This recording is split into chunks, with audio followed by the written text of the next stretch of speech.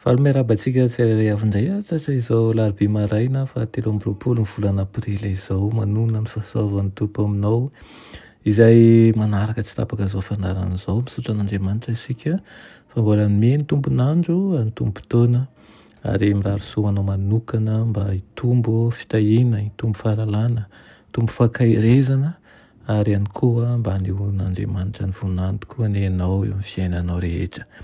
Alohan'ny dirantsika ny hamofonainana io dia hivavaka. Ry Tompoandriamanitra tsara indrindra velom-pisaoranao izahay noho ny fitahiana sy ny fitantananao anay. Misaotra anao manokana Tompo satria avy aminao ny ainay. Misaotra anao ihany koa izay miainy mpanomponao izay miaino izao fandarana izao. Misaotra noho ny fitiavanao ary ataovy lalipaka ao anatiny ao anie izany atsapany fa izy dia zanakao ihany koa ary atsapany fa manao zava-dehibe ho azy tokoa ianao ary manomana fitoerana ho azy. Mety aiza ianao hiasa amin'ny fiainana tsirairay avy, mety aiza ianao hanavao anay hatrany ihany koa ary mety aiza ianao hampitombo ny fanantenana izay ao anatinay. Tonoina sy angatahana amin'ny anaran'i Jesosy. Amen. Raha teny mofinainantsika androany dia manao hoe fototra hanorenana ny finoana. Nalaina amin'ny Romana 5:14 manao hoe fa izay rehetra voasoratra fahiny dia nisoratana ho fianarantsika hananantsika ny fanantenana amin'ny faharetana sy ny finoana avy amin'ny soratra masina. Amen. Tsy namafy voan'ny tenin'Andriamanitra ireo mpampianatra teo amin'ny Israely.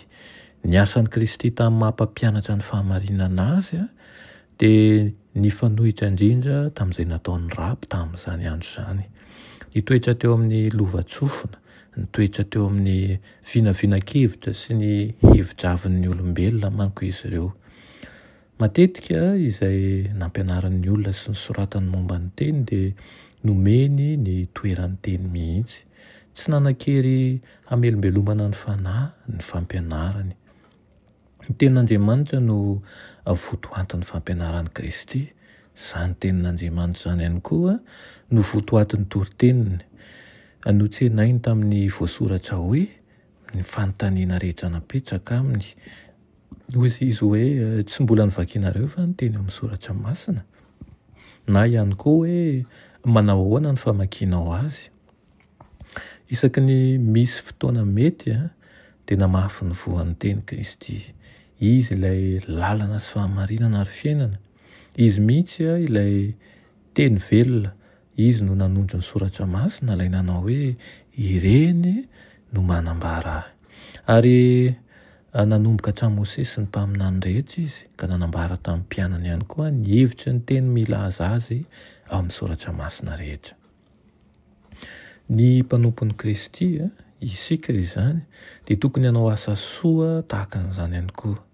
Amin'izao androntsika izao tahaka ny fahiny dia avela ireo fahamarinana misy aina ao amin'ny tenin'Andriamanitra dia lasa atakalo vinavinan-kevitra izy ireny sy hevitra avin'ny olombelona. Maro ireo milaza hoe mpitoro ny filazantsara nefa tsy manaiky ny Baiboly manontolo tena teny avy amin'ny tsinjon'andron'Andriamanitra. Manao fanamarihana ohatran'ny hoe ambony noho ny tenin'Andriamanitra izy ireny. Ka ny soratra masina izay tena ampianarany dia mifototra amin'ny fahefan'ny tenany ihany. Potika amin'izay ny maha izy ny soratra masina avy amin'Andriamanitra. Amin'izay dia miparitaka lavitra ny voan'ny tsy finoana satria mikorotana ny ao an-tsain'ny olona ary tsy fantany intsony hoe inona no tokony hinoana. Be dia be ary tena betsaka tokoa ireo finoana izay tsy tratry ny saina hodiniana. Tamin'ny andron'i Kristy dia nanangana rafitra niterena sy saro-pantarina teo amin'ny ampahany maro amin'ny soratra masina ny raby. Atao koa izany zavatra izany ankehitriny ary atao izay isehon'ny tenin'Andriamanitra ho zavatra tena hoe saro-pantarina sy maizina mba hanala tsiny ny fandikanan'ny lalàna.